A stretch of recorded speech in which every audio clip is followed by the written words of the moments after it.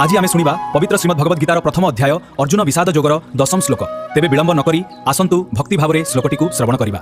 अपर्याप्तं तदस्माकं बलं भीष्माभिरक्षितम् पर्याप्तं त्विदमेतेषां बलं भीमाभिरक्षितम्। एही श्लोकरे दुर्योधन निज सेनार शक्ति को बड़ बोली देखा चेष्टा करुछंती। से निज सेनार प्रधान रक्षक भावे भीष्म पितामह को उल्लेख करुछंती। भीष्म जने महान योद्धा थिले, तेणु दुर्योधनकर भरोसा अधिक थिला।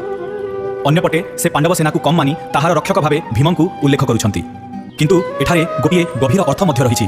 दुर्योधन बाहर आत्मविश्वासी देखा जाउथिले मध्य तांक मनरे भय थिला, कारण पांडव मानक पक्षरे धर्म सत्य ओ भगवान श्रीकृष्ण थिले।